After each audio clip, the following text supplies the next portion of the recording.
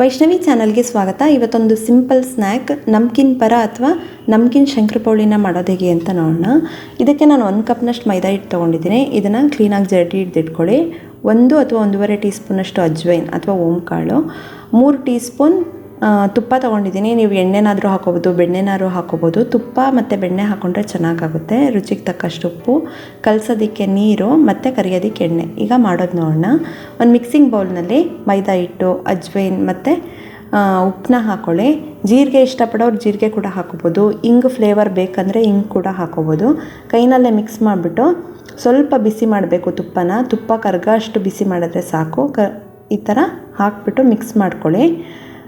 ಈ ರೀತಿ ಚೆನ್ನಾಗಿ ಮಿಕ್ಸ್ ಮಾಡ್ಕೋಬೇಕು. ಕೈನಲ್ಲೇ ಈ ರೀತಿ ಚೆನ್ನಾಗಿ ಮಿತ್ಕೋಬೇಕು. ನೋಡಿ, ನೀವು ಉಂಡೆ ಮಾಡಿದ್ರೆ ಈ ಹದಕ್ಕಿರಬೇಕು, ಅವಾಗೇ ಚೆನ್ನಾಗಾಗೋದು. ಬಾಯಿಗೆ ಹಾಕಿದ್ರೆ ಕರ್ಗೋಗುತ್ತೆ. ಇದಂತೂ ಸಖತ್ತಾಗಿರುತ್ತೆ ಟೇಸ್ಟ್. ನೀರು ಹಾಕಿ ಕಲಿಸುವಾಗ ಒಂದು ಸ್ಪೂನ್ನ ಪಕ್ಕದಲ್ಲಿ ಇಟ್ಕೊಂಡು ಚೂರ್ನೇ ಹಾಕಿ ಕಲಿಸ್ಕೋಬೇಕು. ಇದಕ್ಕೆ ಈ ಕ್ವಾಂಟಿಟಿಗೆ 2 ಅಥವಾ 2.5 ಟೇಬಲ್ ಸ್ಪೂನಷ್ಟು ನೀರಾದರೆ ಸಾಕು. ಈ ಪೂರಿ ಹಿಟ್ಟು ಹೇಗಿರುತ್ತೆ ಆ ಹದಕ್ಕೆ ಇರಬೇಕು.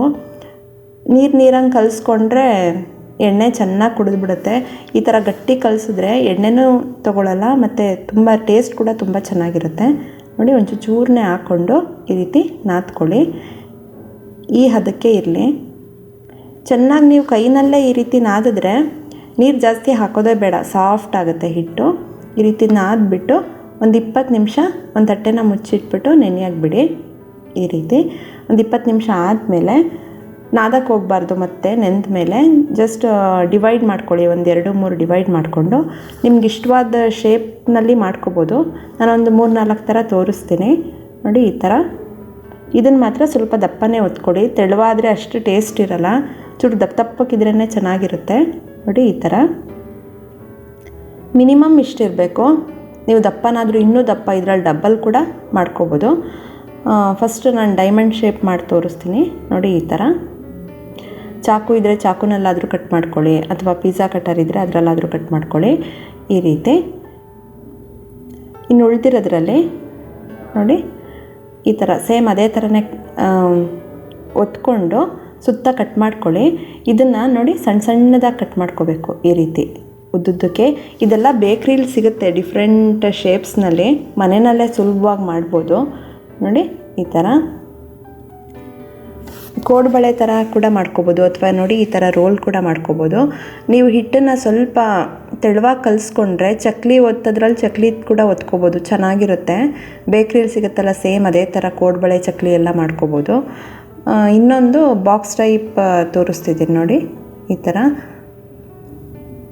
Same Milky bar pieces ಇದ್ದಂಗಿದೆ. ಉಳಿದಿರೋದ್ರಲ್ಲಿ ಈ ಥರ ರೋಲ್ ಮಾಡ್ತಿದ್ದೀನಿ. ಇದು ಕೂಡ ಮಿಕ್ಸ್ಚರ್ಗಳ ಒಳಗೆಲ್ಲ ಹಾಕಿರ್ತಾರೆ ನೋಡಿ ಉದ್ದುದ್ದಕ್ಕೆ. ಸೇಮ್ ಅದೇ ಟೇಸ್ಟ್ ಇರುತ್ತೆ. ಎಣ್ಣೆ ಕರೆಕ್ಟಾಗಿ ಕಾದಿರಬೇಕು. ಮೀಡಿಯಮ್ ಉರಿನಲ್ಲಿ ಕಾಯಿಸಿ. ನೋಡಿ, ನಿಧಾನಕ್ಕೆ ಬರಬೇಕು. ಒಂಚೂರು ಹಾಕಿದ್ರೆ ತುಂಬ ಬಜ್ಜಿ ಕರಿಯೋ ಅಷ್ಟು ಎಣ್ಣೆ ಕಾಯಿಸ್ಬಿಟ್ಟು ಹಾಕಕ್ಕೆ ಹೋಗ್ಬೇಡಿ. ಆದಷ್ಟು ಸಣ್ಣ ಉರಿನಲ್ಲಿ ಇಟ್ಕೊಂಡು ಡೀಪ್ ಫ್ರೈ ಮಾಡ್ಕೊಳ್ಳಿ. ಮೀಡಿಯಮ್ ಮತ್ತು ಲೋ ಮಧ್ಯ ಇಟ್ಕೊಂಡು ಡೀಪ್ ಫ್ರೈ ಮಾಡ್ಕೋಬೇಕು. ಎಣ್ಣೆ ಏನಾದ್ರು ಕಾದಿದೆ ಜಾಸ್ತಿ ಅಂತ ಗೊತ್ತಾದರೆ ಲೋ ಫ್ಲೇಮ್ನಲ್ಲಿ ಇಟ್ಕೊಂಡು ಡೀಪ್ ಫ್ರೈ ಮಾಡ್ಕೊಳ್ಳಿ. ಈ ಥರ 1 kg 2 kg ಎಲ್ಲ ಮಾಡ್ತಾರೆ ಈ ಕಡೆ, ನಾರ್ತ್ ಕಡೆ ದೀಪಾವಳಿಗೆ. ಡಿಫ್ರೆಂಟ್ ಶೇಪ್ಸಲ್ಲಿ ಮಾಡ್ತಾರೆ. 1 ಗಂಟೆ 1.5 ಗಂಟೆ ಸಾಕು ಜಾಸ್ತಿ ಕ್ವಾಂಟಿಟಿ ಮಾಡೋದಿದ್ರು. ಟ್ರಾವೆಲಿಂಗಿಗೂ ಅಷ್ಟೇ. ನೀವು ಹೊರಗಡೆ ಎಲ್ಲ ತಿಂಡಿ ತೊಗೊಳೋದ್ಕಿಂತ ಈ ಥರ ಮಾಡ್ಕೊಂಡು ಹೋದರೆ ಮಕ್ಕಳು ಕೂಡ ಇಷ್ಟಪಡ್ತಾರೆ.